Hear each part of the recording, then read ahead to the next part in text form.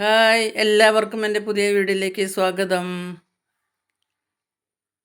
ഇപ്പം എല്ലാവരോടും സുഖമാണോ എന്ന് ചോദിക്കുന്നുമില്ല. എനിക്ക് സുഖമാണെന്ന് പറയാനും പറ്റിയ അവസ്ഥയല്ലല്ലോ. ഇപ്പോഴത്തെ സിറ്റുവേഷൻ അങ്ങനെയൊക്കെയല്ലേ. എന്താ ചെയ്യുക, നമ്മളെല്ലാം കണ്ടും കേട്ടും സഹിച്ച് ഇരിക്കുകയാണ്. ടി വി കാണാനോ തുറക്കാനോ കാണാനോ ഒന്നിനും പറ്റുന്നില്ല. ടി വി കണ്ടാൽ കണ്ണ് നിറയുന്ന ഒരവസ്ഥയല്ലേ നമ്മളെല്ലാവരും ഇപ്പോൾ കണ്ടുകൊണ്ടിരിക്കുന്നത്. എന്ത് ചെയ്യാനാ, നമുക്കെല്ലാവർക്കും വിഷമം തന്നെ. നമുക്ക് ദൈവത്തോട് പ്രാർത്ഥിക്കാനല്ലാണ്ട് നമുക്കിപ്പോൾ ഒന്നും ചെയ്യാൻ പറ്റുന്നില്ലല്ലോ. എന്ത് ചെയ്യും? എല്ലാവരും ദുഃഖത്തിൽ തന്നെയാണ്. എല്ലാവർക്കും ദുഃഖമുണ്ട്. എല്ലാവരും വിഷമിച്ചിരിക്കുന്ന ഒരവസ്ഥ തന്നെയാണ്. ഇവിടെ വലിയ കുഴപ്പമൊന്നും ഉണ്ടായില്ല കേട്ടോ. അപ്പോൾ ഇന്ന് മഴയൊന്നും ഉണ്ടായില്ല. ഇന്ന് കുറച്ച് വെയിലൊക്കെ കിട്ടി. വലിയ ശക്തിയായ വെയിലൊന്നും ഇല്ല. ശരി, ചെറുതായിട്ട് വെയിൽ തന്നെയായിരുന്നു. മഴയുടെ കാഠിന്യമൊക്കെ കുറഞ്ഞു. ഇവിടെ ഈ ഭാഗത്ത് അങ്ങനെയുള്ള വലിയ കുഴപ്പങ്ങളൊന്നും ഉണ്ടായില്ല. എങ്കിലും നമുക്ക് വയനാടൊരു ദുരിതം കേൾക്കുമ്പോഴും കാണുമ്പോഴും നമുക്ക് വിഷമം തന്നെയല്ലേ. നമ്മുടെ കൂടപ്പിറപ്പുകളെ പോലുള്ളവരല്ലേ എല്ലാവരും പോയത്. എന്ത് ചെയ്യാനാ, നമുക്ക് കേട്ട് വിഷമിക്കാനല്ലാതെ എന്തോ ചെയ്യാൻ പറ്റും. വളരെ വിഷമം തന്നെ, വളരെ വിഷമിച്ചിരിക്കുന്നു. കണ്ണ് ടി വി തുറന്നു കഴിഞ്ഞാൽ നമുക്ക് കണ്ണീര് തന്നെ കാണാനുള്ളത്. നമുക്ക് കണ്ണ് നിറയുകയാണ് കാണുമ്പോൾ. എന്ത് ചെയ്യും, വല്ലാത്ത വിഷമം തന്നെ. എന്നിച്ചിട്ട് നമുക്ക് ഭക്ഷണം കഴിക്കാണ്ടിരിക്കാൻ പറ്റില്ലല്ലോ. നമുക്കും ജീവിക്കണ്ടേ. എന്ത് ചെയ്യും, നമ്മുടെ ജീവനെ നമ്മൾ നോക്കണ്ടേ. അത്യാവശ്യം ഭക്ഷണമൊക്കെ കഴിക്കണ്ടേ. എന്ത് ചെയ്യാനാ. ഇന്ന് ഞാനൊരു ഇഡ്ഡലി സാമ്പാർ ചട്നിയാണ് കേട്ടോ. ഇന്നത്തെ ബ്രേക്ക്ഫാസ്റ്റാണ് ഞാൻ ഇട്ടിരിക്കുന്നത്. അപ്പം ഇഡ്ഡലിയും സാമ്പാറും ആയിരുന്നു. ഇഡ്ഡലി മാവും ഇഡ്ഡലി ഉണ്ടാക്കുന്നതൊക്കെ നിങ്ങൾ കണ്ടല്ലോ. ഞാൻ പ്രത്യേകിച്ച് പിന്നൊന്നും പറയേണ്ട കാര്യമില്ലല്ലോ. ഇപ്പോൾ സാമ്പാറാണ് കേട്ടോ ഉണ്ടാക്കുന്നത്. സാമ്പാർ വറുത്തരച്ച സാമ്പാറായിരുന്നു. ഞാൻ ചീഞ്ചട്ടി അടുപ്പത്ത് വെച്ച് വെളിച്ചെണ്ണ ചൂടായപ്പോൾ തേങ്ങ ഒന്ന് ആദ്യം തന്നെ കായ ഇട്ട് പൊട്ടി വന്നപ്പോൾ ഉലുവ ഉഴുന്നും പരിപ്പൊക്കെ പൊട്ടിച്ചു. അതിനുശേഷം തേങ്ങയും ചെറിയ ഉള്ളിയും കൂടി നല്ലപോലെ വറുത്തു. ഒന്ന് ഗോൾഡൻ ബ്രൗൺ കളറായപ്പോൾ അതിലേക്ക് മല്ലിപ്പൊടി, മല്ലിപ്പൊടി, മഞ്ഞൾപ്പൊടി, മുളക് പൊടി എല്ലാം ഇട്ട് കൊടുത്തു. പച്ചമണം മാറുന്നതുവരെയൊക്കെ ഇട്ട് വഴറ്റി. ഞാൻ ഇതുപോലെ സാമ്പാറിന് വറുക്കുന്ന വീഡിയോ അതിന് മുമ്പ് ഇട്ടുണ്ട് കേട്ടോ. അതുകൊണ്ടാണ് ഞാൻ പ്രത്യേകിച്ച് സാമ്പാറിന് വറവ് ഞാൻ ഇടാതിരുന്നത്. ഞാനെപ്പോഴും വറുത്തരച്ച സാമ്പാർ തന്നെയാണ് കേട്ടോ ഉണ്ടാക്കാറ്. ഞാൻ സാധാരണ അങ്ങനെ പൊടി വാങ്ങാറില്ല. സാധാരണ വല്ലപ്പോഴൊക്കെ സാമ്പാർ വെക്കാറുള്ളൂ. അപ്പോൾ വറുത്തരച്ച സാമ്പാറാണ് ഞാൻ ഉണ്ടാക്കുന്നത്. അതും സാമ്പാർ വയ്ക്കുന്ന 3-4 സ്റ്റെപ്പായിട്ടാണ് കേട്ടോ ഞാൻ സാമ്പാർ വയ്ക്കുക. പെട്ടെന്ന് സാമ്പാർ ഉണ്ടാക്കാൻ പറ്റില്ല. ആദ്യം പരിപ്പ് വേവിക്കണം, പിന്നെ കഷ്ണം വേവിക്കണം, പിന്നെ വറുത്തരയ്ക്കണം. ഇങ്ങനെ കുറച്ച് ബുദ്ധിമുട്ടൊക്കെ ഉണ്ട് സാമ്പാറിന്. അപ്പോൾ ആദ്യം തന്നെ ഇന്ന് ഞാൻ വെണ്ടക്കായയാണ് സാമ്പാർ വെച്ചത്. കുറച്ച് കുമ്പളങ്ങ ഉണ്ടായിരുന്നു. സാമ്പാറിന് നമുക്ക് എന്ത് കഷ്ണം വേണമെങ്കിലും വെക്കാമല്ലോ. ഇന്നിപ്പോൾ എൻ്റെ കയ്യിലുണ്ടായ കഷ്ണങ്ങളെ കൊണ്ടാണ് കേട്ടോ സാമ്പാർ വെച്ചത്. അപ്പോൾ ഒരു കഷ്ണം കുമ്പളങ്ങ ഇരിക്കുന്നുണ്ടായിരുന്നു, കുറച്ച് വെണ്ടക്കായ ഇരിക്കുന്നുണ്ടായിരുന്നു. അപ്പോൾ ആ വെണ്ടക്കായ ഞാൻ എണ്ണ ചൂടായപ്പോൾ പതുക്കെ ഒന്നിട്ട് വഴറ്റി.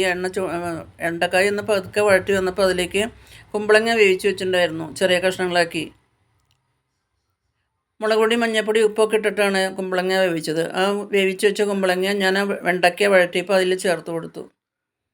വെണ്ടയ്ക്ക ഒരു നല്ല പോലെ ഒന്ന് വഴണ്ടി വന്നപ്പോൾ അതിലേക്കൊരു തക്കാളി ഉണ്ടായിരുന്നു. തക്കാളിയും കൂടി ചേർത്ത് കൊടുത്ത് അതിനുശേഷം നമ്മൾ വേവിച്ച് വെച്ചിരുന്ന കുമ്പളങ്ങ, മസാല ഇട്ട് വേവിച്ച് വെച്ചിരുന്ന കുമ്പളങ്ങ ചേർത്ത് കൊടുത്തു. അതിനുശേഷം അതിലേക്ക് കുറച്ച് പരിപ്പ് വേവിച്ച് വെച്ചിട്ടുണ്ടായിരുന്നു, പരിപ്പ് ചേർത്തു. അതിപ്പോൾ 2-3 സ്റ്റെപ്പായി. പരിപ്പൊക്കെ വേവിച്ച് നല്ലപോലെ തിളച്ച് വന്നപ്പോൾ അതിലേക്ക് പുളി പിഴിഞ്ഞ് വെച്ചിട്ടുണ്ടായിരുന്നു, പുളി ചേർത്ത് കൊടുത്തു. സാധാരണ നമ്മുടെ വാളംപുളി, സാമ്പാറിൽ ഒഴിക്കുന്ന പുളിയാണ്. പുളി ചേർത്ത് കൊടുത്തു. ഞാൻ പറഞ്ഞില്ലേ, സാമ്പാർ വയ്ക്കുമ്പോൾ എനിക്ക് 3-4 സ്റ്റെപ്പായിട്ടാണ് ഞാൻ സാമ്പാർ വയ്ക്കുക. അതിനുശേഷം അതിൽ ഉപ്പൊക്കെ മതിയൊന്ന് നോക്കി. അപ്പോൾ ഉപ്പ് പോരാന്ന് തോന്നി. അപ്പോൾ കുറച്ച് ഉപ്പൊക്കെ ഇട്ട് കൊടുത്തു കേട്ടോ. സാമ്പാർ എൻ്റെ വിസ്തരിച്ചൊരു സാമ്പാറാണ്. ഞാൻ വെക്കുമ്പോൾ എന്തായാലും നല്ല രീതിയിൽ തന്നെയാണ് സാമ്പാർ വയ്ക്കുക, ഉള്ള കഷ്ണങ്ങളൊക്കെ ഇട്ടിട്ട്. എനിക്ക് ഇങ്ങനെ സാമ്പാർ വെച്ചാലാണ് ഇഷ്ടം. അങ്ങനെ പുളി ഒഴിച്ച് പുളിയൊക്കെ തിളച്ചതിന് ശേഷം നമ്മൾ വറുത്ത് വെച്ചിട്ടുണ്ടായിരുന്നല്ലോ തേങ്ങ, മല്ലിപ്പൊടി, മുളക് പൊടി ഒക്കെ എല്ലാം ചേർത്ത് വറുത്തരച്ച് വെച്ചിട്ടുണ്ടായിരുന്നല്ലോ. ആ വറുത്തരച്ചതും കൂടി ചേർത്ത് കൊടുത്തു കേട്ടോ. അപ്പോൾ വറുത്തരച്ചതും പുളിയും പരിപ്പും കഷ്ണങ്ങളും എല്ലാം കൂടി നല്ലപോലെ കുറച്ച് നേരം കിടന്നൊന്ന് വേവണം കേട്ടോ. നല്ലപോലെ എല്ലാം കൂടി ഒന്ന് വെന്ത് ചേരണം. എന്നാലാണ് ആ സാമ്പാറിനൊരു ടേസ്റ്റ് ഉണ്ടാവുള്ളൂ. നമ്മൾ പണ്ട് മുതലേ എങ്ങനെയാണ് സാമ്പാർ കണ്ടുവന്നിരിക്കുന്നത്. അപ്പോൾ അതുകൊണ്ട് ഞാൻ അതുപോലെ തന്നെയാണ് മിക്കവാറും എപ്പോഴും സാമ്പാർ ഉണ്ടാക്കുന്നത്. പച്ചക്കറികൾ അങ്ങോട്ടും ഇങ്ങോട്ടും കുറച്ച് വ്യത്യാസങ്ങളൊക്കെ ഉണ്ടാവും. ഉണ്ടാക്കുന്ന രീതി ഇതുമാതിരിയൊക്കെ തന്നെയാണ്. ഇപ്പം എന്താണ് നമ്മുടെ കയ്യിലുള്ള പച്ചക്കറി എന്ന് വെച്ചാൽ അതുകൊണ്ടൊക്കെയാണ് സാമ്പാർ ഉണ്ടാക്കുന്നത്. സാമ്പാറിന് പിന്നെ കഷ്ണങ്ങളൊന്നും ഇല്ലല്ലോ. പിന്നെ കുമ്പളങ്ങ എനിക്ക് മസ്റ്റായിട്ടും വേണം. കുമ്പളങ്ങ ഒരു പ്രത്യേകത തന്നെയാണ്. കുമ്പളങ്ങ എനിക്ക് എപ്പോഴും സാമ്പാറിൽ കുമ്പളങ്ങ ഞാൻ എന്തായാലും ഇടും. പിന്നെ മുരിങ്ങക്കായ ഇടും. മുരിങ്ങക്കായ എന്നാൽ കിട്ടിയില്ല, വെണ്ടക്കായ ആയിരുന്നു. അപ്പോൾ അങ്ങനെയൊക്കെ ഉള്ള ഇതൊക്കെ വെച്ചിട്ടാണ് ഇന്ന് സാമ്പാർ ഉണ്ടാക്കിയത്.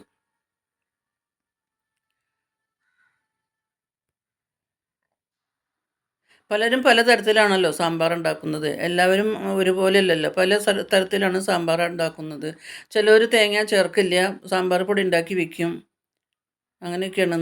ഞാനുണ്ടാക്കുന്ന സ്റ്റൈലാണ് ഞാൻ കാണിക്കുന്നത്. വേറെ പല രീതിയിലും ഞാൻ സാമ്പാർ ഉണ്ടാക്കി നോക്കി കേട്ടോ, തേങ്ങ അരയ്ക്കാണ്ടൊക്കെ. പക്ഷേ എനിക്കത് അങ്ങനെ ഉണ്ടാക്കുന്ന സാമ്പാർ ഇഷ്ടാവുന്നില്ല. എന്നാൽ കല്യാണങ്ങൾക്കോ സദ്യകൾക്കൊക്കെ പോയി കഴിഞ്ഞാൽ ആ സാമ്പാർ ഇഷ്ടമാണ് താനും. സദ്യക്കൊക്കെ പോയി കഴിഞ്ഞാൽ തേങ്ങ അരയ്ക്കാത്ത സാമ്പാറാണല്ലോ മിക്കവാറും ഉണ്ടാകുന്നത്. ആ സാമ്പാർ ഇഷ്ടമാണ്.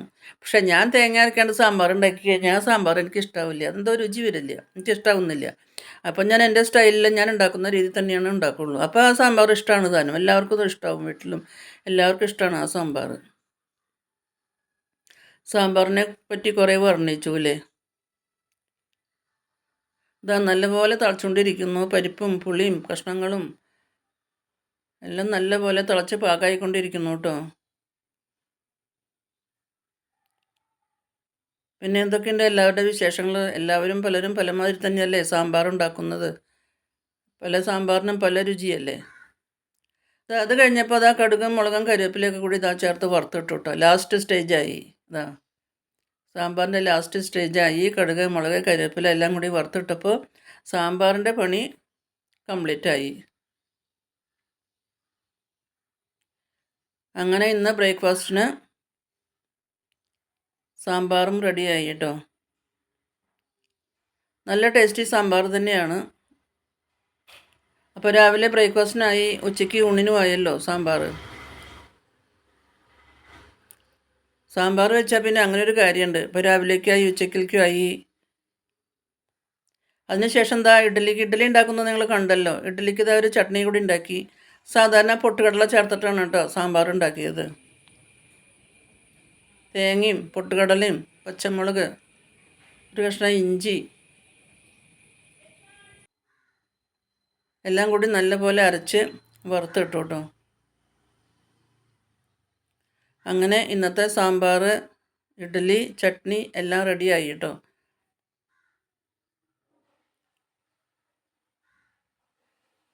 വീഡിയോ എല്ലാവർക്കും ഇഷ്ടമായെന്ന് വിചാരിക്കുന്നു. ഇഷ്ടമായാൽ ലൈക്ക് ചെയ്യാനും കമൻറ്റ്സ് ചെയ്യാനും ഷെയർ ചെയ്യാനും മറക്കരുത്.